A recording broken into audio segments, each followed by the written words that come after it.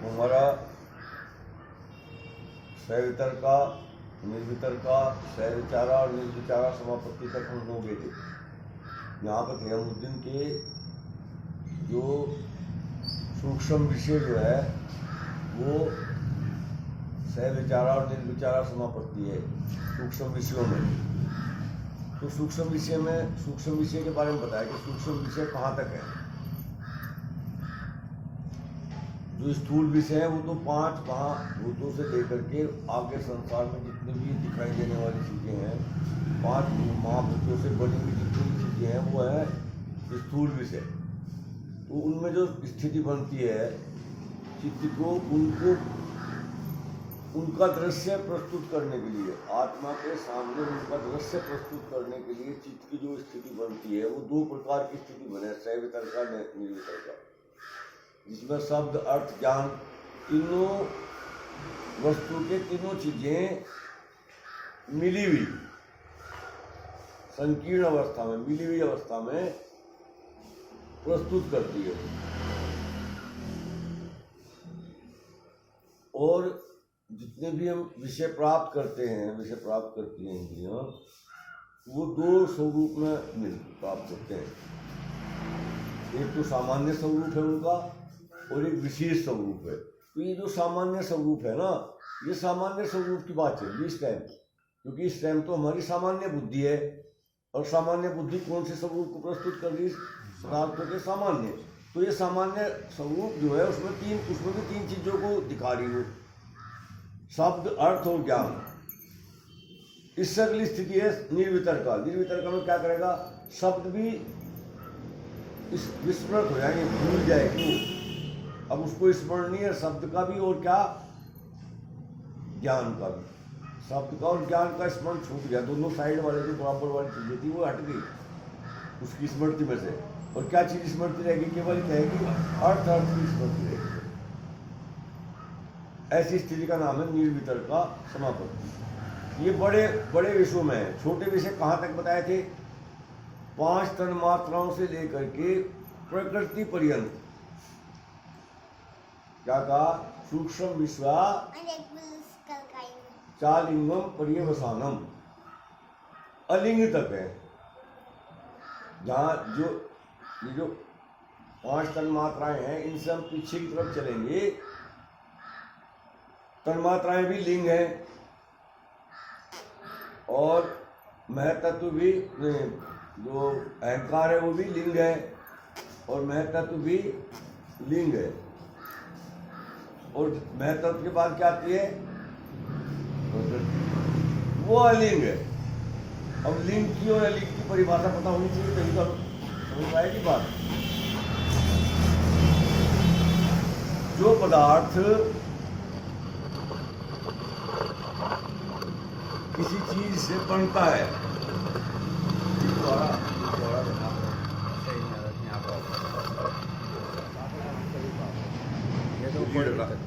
लगा दे, ये तो बहुत बढ़िया है। तो जो पदार्थ जिस चीज से, किसी चीज से बनता है, तो वो पदार्थ अपने बनने वाले को का लिंग है। अर्थात वो बता दे कि मैं किस चीज से बना हूं। जो चीज ये बता दे कि मैं किस चीज से बनी हूं वो क्या है? लिंग है। और जो ये ना बता सके कि मैं किस चीज से बनी, वो क्या है? अलिंग है। तो जो 5 तन्मात्राएं हैं ये बता रही नहीं कि किससे बनी हुई है। 5 तन्मात्राएं किससे बनी? अहंकार से। तो अहंकार को बता रही तो क्या होगी? लिंग। फिर अहंकार ही बता रहा कि मैं किससे बना। किससे बना अहंकार? नहीं, अहंकार तो भी महतत्व से बना। तो अहंकार बता रहा महतत्व से बना मैं, तो भाई तो भी क्या हो गया? लिंग। और जो महतत्व है वो भी बता रहा कि मैं प्रकृति से बना, तो वो भी क्या हो गया? लिंग हो गया। और प्रकृति जो किसी चीज से बनी नहीं है, प्रकृति तो किसी चीज से बनी ही नहीं है, तो वो नहीं बता सकती कि मैं किस चीज से बनी। प्रकृति बता देगी कोई मैं किस चीज से बनी हुई हूँ, तो क्या हो? अलिंग। तो यहाँ ये कहा सूत्रकार ने महर्षि पतंजलि ने ये बता दिया कि अलिंग तक जितने भी पदार्थ हैं वो सूक्ष्म है। 5 तन मात्राओं से लेकर के अलिंग पदार्थ तक जितने भी हैं वो सूक्ष्म पदार्थ हैं। और सूक्ष्म पदार्थों में भी वही स्थिति बनेगी, सविचार और निर्विचार समापत्ति स्थिति। तो सविचार स्थिति क्या है कि जो 5 तन मात्राओं से लेकर के महत तत्व तक शब्द, अर्थ और ज्ञान का वो प्रस्तुत कर रही है। ऐसी स्थिति चित्त की जो तन मात्राओं से लेकर के महत तत्व तक के पदार्थों के शब्द और अर्थ और ज्ञान को मिले रूप में प्रस्तुत कर रही, तीनों को एक साथ इकट्ठे मिले हुए रूप में प्रस्तुत कर रही है, वो दिखा रही है उनको तीनों रूप। तो क्या है? सविचार समापत्ति। इसी प्रकार से जब इसमें से शब्द और अर्थ ज्ञान हट जाएगा, शब्द और ज्ञान हट जाएगा सूक्ष्म विषयों में, तो क्या कौन सी समापत्ति बनेगी? वो निर्विचार समापत्ति बनेगी। निर्विचार समापत्ति बनेगी। और जिस समय हमारी निर्विचार समापत्ति बन जाएगी उसी का नाम क्या है? सबीर समाधि या संप्रज्ञात समाधि। उसे संप्रज्ञात समाधि भी कहते हैं। और एक सूत्र पीछे आया था जहाँ पर संप्रज्ञात समाधि का वर्णन करा था। क्या कहा था?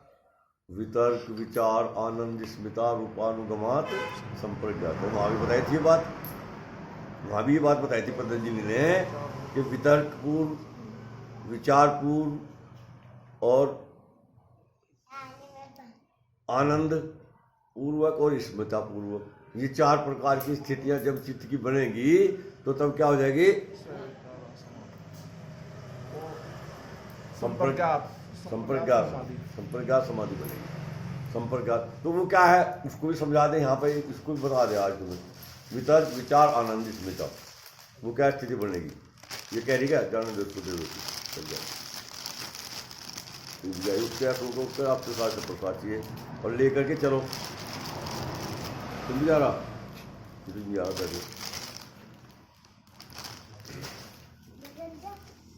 सवितर का क्या है? सवितर का है जो ये जो बड़े वाले जो महाभूतों के बाद जो दिखने वाली चीजें हैं ना, वितर्क, जब उनको हमारी चित्त मन उनको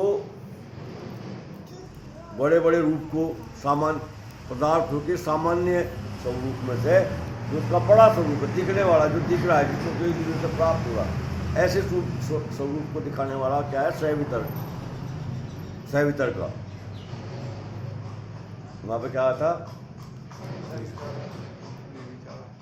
सवितर्क नहीं, सवितर्क का नहीं था। वहां पर क्या? वितर्क विचार।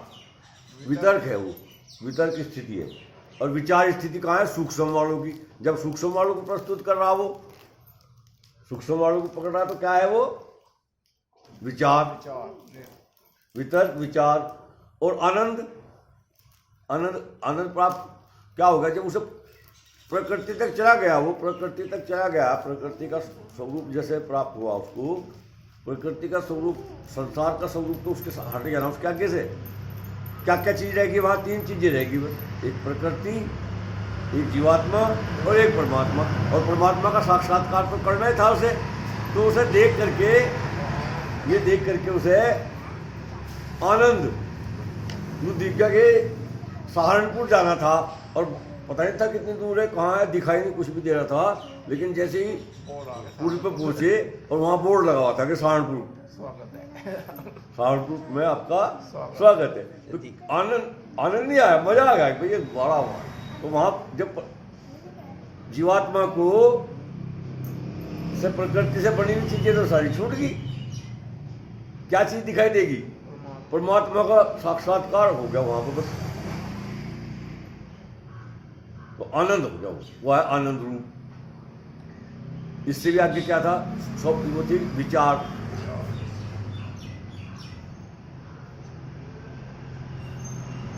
क्या क्या थे वो 4?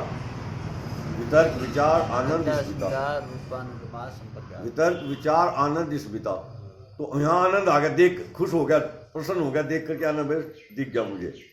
लेकिन यहाँ पे तो स्थिति नहीं बनानी है, तो स्थिति बनानी नहीं उसे अभी, ऐसी स्थिति तो नहीं बनानी थी। प्रकृति को तो बिल्कुल तो सीधा परमात्मा के जीवात्मा के बीच में कुछ भी ना बचे, ऐसी स्थिति जब वो प्रकृति को भी फिर छोड़ देता है, प्रकृति को छोड़ देती है, परमात्मा और जीवात्मा ही रह गए बिल्कुल।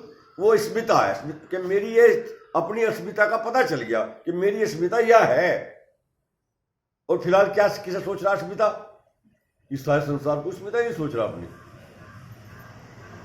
सारे संसार को अपनी अस्मिता सोच रहा कि मैं शरीर है, ये मैं हूँ शरीर, अपनी अस्मिता मान रहा है इसको। तो ये तो ऐसी ऐसी तो नहीं अस्मिता। अस्मिता क्या है? अस्मिता तो वहाँ से बड़ी स्थिति। तो ये वितर्क विचार आनंद स्मिता रूप संप्रज्ञात है। या यहाँ पे करो निर्विचार, निर्विचार समापत्ति, ऐसी स्थिति बनी। और क्या होगी? संप्रज्ञात समाधि लगी। लेकिन ये तो संप्रज्ञात समाधि से बीज समाधि है, या तो अभी तो यहाँ तक वापस हो, इसमें बीज है, अभी आलंबन है ना, प्रकृति का आलंबन तो है अभी इसमें। क्यों जी? प्रकृति का आलंबन है तो प्रकृति तो कभी भी, प्रकृति तो बीज है, कभी भी जम जाएगा, वो दोबारा फिर जम गया, दोबारा फिर ऐसी स्थिति होगी। तो यहाँ तक तो नहीं, स्थिति तो कैसी बनानी कि ऐसी बने ना फिर दोबारा ना बने ऐसी स्थिति, वो आगे चल के बनेगी। यहाँ तो क्या कौन सी स्थिति बनी है? सबीज समाधि, क्योंकि ये जमने वाली स्थिति है यार। अब हमें इससे आगे चलना, अब चित्त की इससे भी अच्छी, एक इससे भी ऊंची एकाग्रता बनानी है हमें। वो कैसे बनेगी? निर्विचार, जो निर्विचार समापत्ति है उसको बनाते बनाते बनाते बनाते उसका अभ्यास करते करते वैसाराध्यम प्राप्त हो जाए। वैसाराध्यम किसे कहें? वैसाराध्यम, निर्विचार वैसाराध्यम अध्यात्म प्रसाद, ऐसी एकाग्रता जिसमें रजोगुण और तमोगुण तो बिल्कुल गौण हो गए और सतोगुण हो गया प्रधान। मुख्य रूप से कौन सा? सतोगुण प्रधान हो गई। वह चित्त जो है कैसा हो गया? सतोगुण प्रधान हो गया। पर वो वैसारध्य क्या है? सतोगुण प्रधान तो होगा, फिर थोड़ी देर फिर रजोगुण तमोगुण आ गए, फिर सतोगुण रजोगुण तमोगुण आ गए, ऐसे बदलती रही स्थिति। वैसारध्य नहीं है वो। वैसारध्य क्या है? जब लगातार सतोगुण की प्रधानता रहे, जब हमारे नियंत्रण, ऐसी एकाग्रता जो हमारे नियंत्रण में है। अभी हमारी एकाग्रता नियंत्रण में नहीं है, अभी तो ये बदलती रहेगा, जरा देर में बदल जाए तो यहीं बैठे बैठे बदल जाएगा। आपने देखो कभी कभी मंत्र पाठ में मेरे में हो जाएगा गलती। मंत्र पाठ में क्या हो जाता है? मंत्र पाठ में ये कि मंत्र पाठ कर रहे हैं लेकिन उस समय दिमाग में कुछ और बात आ गई, वहाँ चला गया, कुछ और बात आ गई, तो मंत्र पाठ में हाँ गड़बड़ हो जाती है। फिर वो इसलिए हो जाती है क्योंकि स्थिति एकाग्रता वाली नहीं है। अगर एकाग्रता में है तो मंत्र पाठ बिल्कुल सही सही हो रहा, और जहाँ एकाग्रता भंग हुई तो सामान्य स्थिति में हमारी एकाग्रता बदलती रहती है। लेकिन वैसाराध्य में नहीं ऐसा हो सकता। वैसाराध्य में हमारी एकाग्रता ऐसी बनेगी कि जब तक हम चाहेंगे तब तक वो सतोगुण प्रधान ही रहेगी, सतोगुण प्रधान ही रहेगी। ऐसी स्थिति में क्या प्राप्त होगा? अध्यात्म प्रसाद प्राप्त होगा। फिर जब हमें निर्विचार समापत्ति का वैसारध्य हो जाएगा, उसमें पूर्ण नियंत्रण हो जाएगा, तो क्या मिलेगा? फिर मिलेगा अध्यात्म प्रसाद। अभी अध्यात्म प्रसाद क्या है? बस इसे बड़ा छोड़ देंगे आज अध्यात्म प्रसाद। अध्यात्म प्रसाद है कि सतोगुण वाली स्थिति, एक तो वहां तो हमारे नियंत्रण में थी, जब तक हम चाहते जब तक हम करते थे।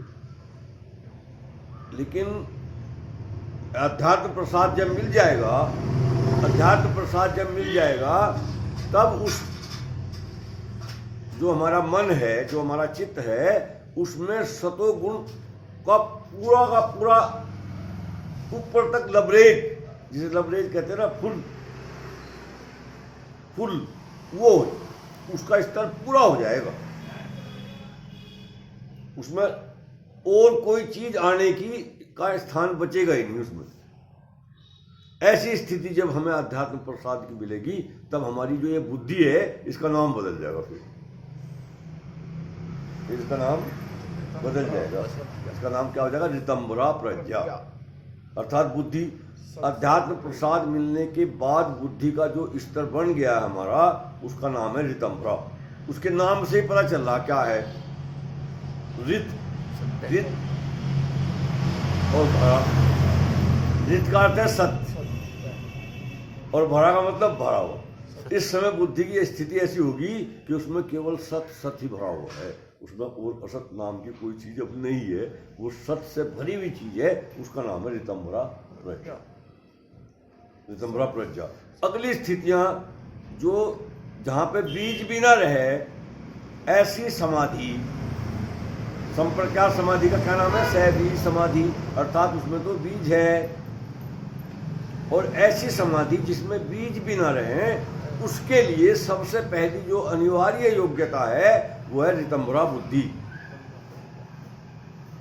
ऋतंभरा बुद्धि से के बिना, ऋतंभरा बुद्धि की स्थिति बने बिना हमारी वो स्थिति नहीं बन सकती जो जिसमें निर्वीर समाधि लग जाए। निर्वीर समाधि चाहिए, और निर्वीर समाधि के लिए कैसी बुद्धि चाहिए, ऋतंभरा। तो ये ऋतंभरा प्रज्ञा तक पहुंच गया हमारे। ऋतंभरा प्रज्ञा के बाद 3 सूत्र रह रहे आगे, उनको उनकी ऋतंभरा प्रज्ञा के बाद पता क्या होगा, ऋतंभरा प्रज्ञा के बाद में क्या होगा कि ये ऋतंभरा बुद्धि हमको वस्तुओं का जो सामान्य स्वरूप है उसको तो दिखना बंद कर देगी है, उसके संस्कारों को भी हटा देगी और वह दिखने बंद हो जाएंगे। फिर कौन सा रूप दिखाई देगा, केवल विशेष स्वरूप दिखाई देगा, और जो विशेष स्वरूप दिखाई देगा उसके भी संस्कार बनेंगे। इसने ऋतंभरा बुद्धि ने क्या कर दिया, सामान्य स्वरूप दिखना बंद कर दिया, उसके जो संस्कार थे वह भी हटा दिए। लेकिन जो विशेष दिखा रही है स्वरूप, उसके भी तो संस्कार बनेंगे, और संस्कार रहेंगे तब तक तो काम नहीं कर सकता, तब तक तो निर्बीज नहीं हो सकती समाधि। तो क्या होगा, फिर इस बुद्धि के अंदर ही ऐसे संस्कार होते हैं जिनका जो उन विशेष संस्कारों को भी हटा देते हैं, उनको अनुमान से जाना जा सकता है, उनके बारे में कोई और प्रमाण ना मांगो। और प्रमाण, ये ऋषि ने ये कह दिया, वहां लिख दी बात कि भाई जो हमारे उसके व्याख्याकार थे,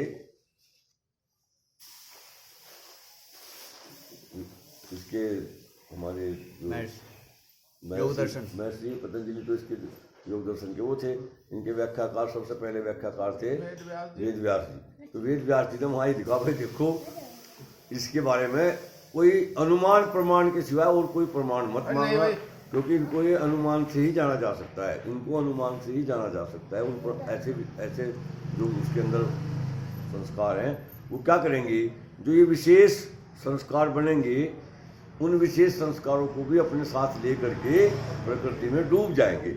अर्थात चित्त भी गया और वो सारे के सारे जितने संस्कार थे वो भी चले गए, वो विशेष संस्कार भी चले गए। ऐसी स्थिति जब बन जाएगी जीवात्मा की, उसका नाम है, एक तो वो कैसी हो जाएगी, शुद्ध, मुक्त और केवल। शुद्ध कहीं से होगी, प्रकृति से। प्रकृति हट गई तो उससे शुद्ध होगी, और प्रकृति की वजह से जिन्होंने 3 दुखों ने पकड़ रखी थी जीवात्मा, वो भी छूट गए तो उनसे मुक्त होगी और केली रहेगी, केवल। धन्यवाद। शांति पाठ।